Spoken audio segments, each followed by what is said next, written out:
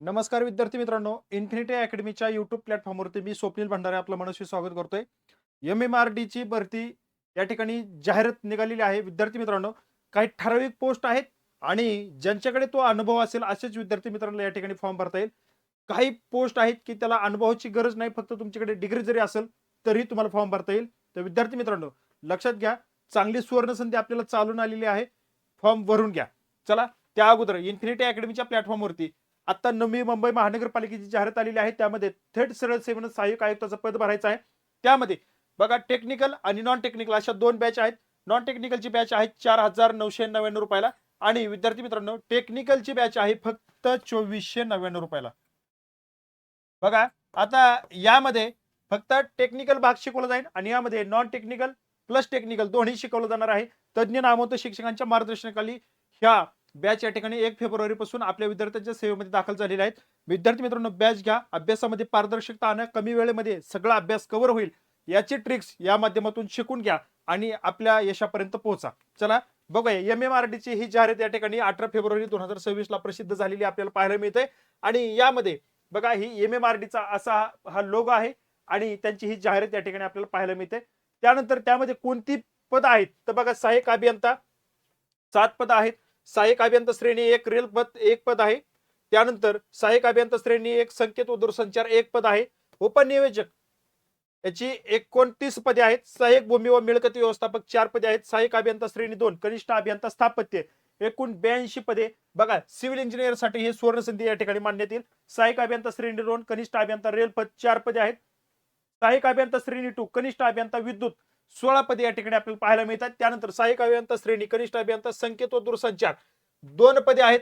आणि त्यानंतर सहाय्यक समाज विकास अधिकारी 7 पदे आहेत. सहाय्यक विद्या अधिकारी 4 पदे आहेत. उद्यान विद्या सहाय्यक 2 पदे आहेत. उपलेखापाल 33 पदे. बघा, उपलेखापाल 33 पदे. लघु टंक लेखक याची 10 पदे. भूमापक 31 पदे आणि संगणक तंत्रज्ञ 2 पदे. असे 235 पदांची, बघा किती, 235 पदांची जाहिरात या ठिकाणी MMRDची आपल्याला आलेली पाहायला मिळत आहे. विद्यार्थी मित्रांनो, बघा, ह्या सुवर्ण संधी दरवर्षी येत नसतात, त्यामुळे जेव्हा जेव्हा येतात त्या सुवर्ण संधीचं सोनं करणं आपलं काम आहे.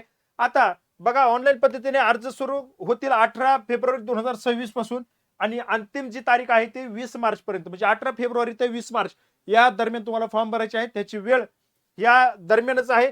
बघा, परीक्षा शुल्क सुद्धा 20 मार्च 2026 पर्यंत अंतिम. प्रवेश पत्र आणि परीक्षेचा दिनांक वेळोवेळी त्यांच्या संकेतस्थळावरती उपलब्ध करून देण्यात येईल. बघा, त्यानंतर आता सगळ्यात महत्वाचं तुम्हाला मी पात्रता सांगतो. सगळ्यात महत्वाचं या ठिकाणी आपल्याला काय बघायची, पात्रता. तर यामध्ये जे पहिलं पद होतं त्यासाठी सिव्हिल इंजिनियर आणि 5 वर्षाचा अनुभव या ठिकाणी मागितलेला आहे. बघा, यामध्ये पहिलं जे पद होतं सहाय्यक अभियंता, याकरता पात्रता जी आहे ती पात्रता सिव्हिल इंजिनिअरिंग पदवी 5 वर्ष अनुभव. त्यानंतर दुसरं जे पद आहे त्यामध्ये बघा, सहाय्यक अभियंता श्रेणी 2 रेलपद साठी पात्रता सुद्धा सिव्हिल इंजिनिअरिंग आहे, 5 वर्ष अनुभव आहे. त्यानंतर तिसरं पद आहे उपनियोजक, यासाठी पात्रता इलेक्ट्रॉनिक्स आणि इलेक्ट्रॉनिक्स टेलिकम्युनिकेशन इंजिनिअरिंग मधली पदवी आणि 5 वर्षाचा अनुभव या ठिकाणी असणार आहे. त्यानंतर चौथं पद आहे ते उपनियोजक, यासाठी पात्रता जी आहे ती वस्तुशास्त्रज्ञ किंवा स्थापत्य अभियांत्रिकी किंवा नियोजन यामधील समतुल्य पदवी. All India council for technical education यांनी मान्यता दिलेली नगर नियोजनातील पदवी तुमच्यासाठी असणं आवश्यक आहे. बघा, त्यानंतर 5वं पद काय आहे, सहाय्यक भूमी व मिळकत व्यवस्थापक, याकरता कोणत्याही शाखेतील पदवी असावा आणि MSIT झालेली असावी, 5 वर्षाचा अनुभव त्या ठिकाणी त्यांना असावा. त्यानंतर 6वं पद बघा, कनिष्ठ अभियंता श्रेणी कनिष्ठ अभियंता स्थापत्य एकूण 82 जागा आहेत.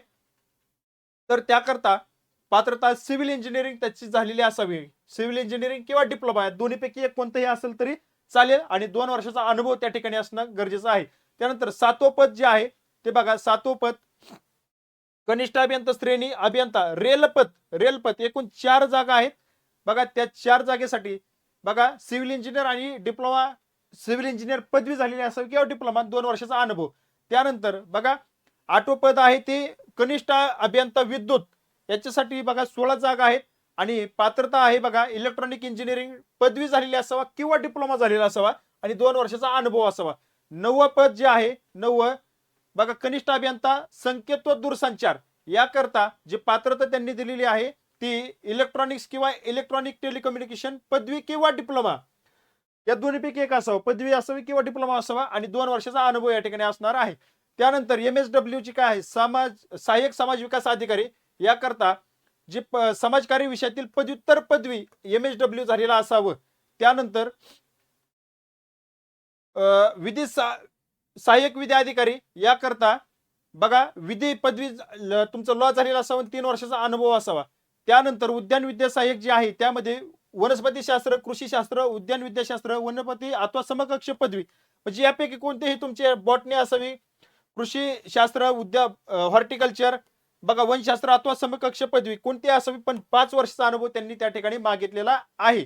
आता त्यानंतर उपलेखापाल जे आहे त्याच्यासाठी जी काय पात्रता आहे ती 60% गुणांसह बघा बीकॉम झालेला असावं आणि मागासवर्गीयांसाठी 55% असेल तरी चालेल. MSIT आणि 3 वर्षाचा अनुभव तुम्हाला या ठिकाणी लागणार आहे.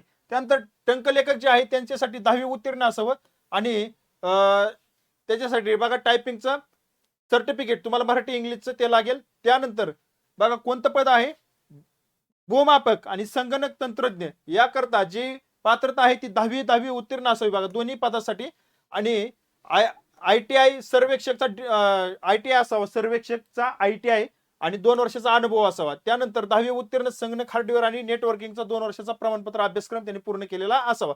अशा पद्धतीने 16 पदांचा अभ्यासक्रम पात्रता असणार आहे. त्यानंतर बघा फॉर्म भरण्यासाठी खुला वर्गासाठी 1000 रुपये फी आणि खुला सोडून 900.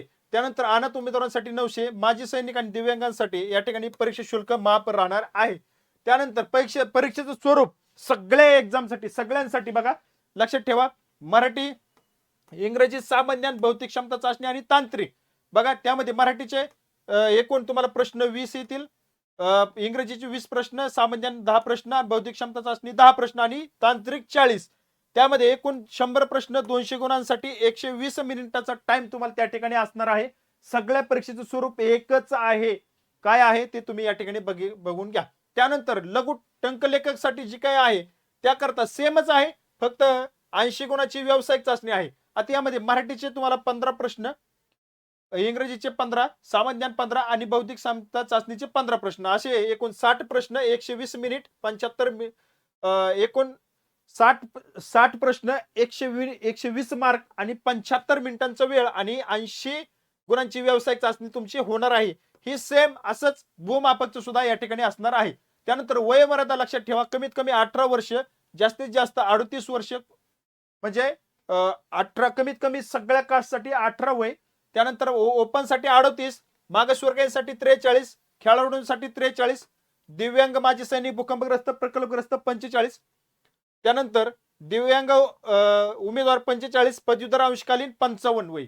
त्यानंतर तुम्हाला फॉर्म भरण्यासाठी जे काय सगळ्यात महत्वाची डॉक्युमेंट लागतात ती बघा, SSC अथवा तत्सम शैक्षणिक अर्हता, तुमची जी काही शैक्षणिक अर्हता आहे त्याचं प्रमाणपत्र लागेल. त्यानंतर वयाच्या पुराव्यासाठी तुमचं आधार कार्ड असेल तरी चालेल बघा, किंवा शाळा सोडण्याचा दाखला, शैक्षणिक अर्हतेचा पुरावा, मागासवर्गीय असल्याबाबतचा पुरावा, कास्ट सर्टिफिकेट, EWS असेल तर ते, त्यानंतर नॉन क्रिमिनल लागेल, दिव्यांग असेल तर ते, माजी सैनिक असेल तर त्याचं सर्टिफिकेट, खेळाडूचा असेल, अनाथ असेल, प्रकल्पग्रस्त, भूकंपग्रस्त, अंशकालीन पदवीधर कर्मचारी यांचा पुरावा तुम्ही जर त्या ह्याच्यामध्ये मोडत असाल तर.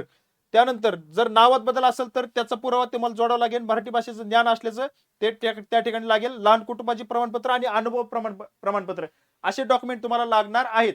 अशा पद्धतीने ही जी काय जाहिरात या ठिकाणी MMRD ची आलेली आहे, या जाहिरातीचं आलेल्या संधीचं सोनं करा. बघा तुम्हाला एक गोष्ट मी सांगेल, कर्णापासून आणि नाक चरणावर घासून सांगतो, आजही सत्य उद्याही सत्यच राहणार आहे. प्रामाणिकपणे कष्ट करणाऱ्याला नक्कीच ईश्वर फळ देतो. नक्कीच तुमचं या ठिकाणी सिलेक्शन झाल्याशिवाय राहणार नाही. त्यामुळं तुम्हाला अभ्यासावरती फोकस करा, कारण परीक्षा लवकरात लवकर होईल. ही संधी सोडू नका. MMRD ची भरती आहे, पगार देखील इतका भरगच्च आहे. S20 ची वेतन श्रेणी पहिल्या 4 पोस्टसाठी असणार आहे, म्हणजे डेप्युटी कलेक्टरच्या लेवलचा पगार तुम्हाला त्या ठिकाणी मिळणार आहे. त्यामुळे विद्यार्थी मित्रांनो, संधीचं सोनं करा. येणारी संधी तुम्हाला चांगली असणार आहे. येणारं भविष्य त्यासाठी उज्ज्वल राहील. या ठिकाणी थांबतो, भेटूया पुढील अपडेटमध्ये. धन्यवाद.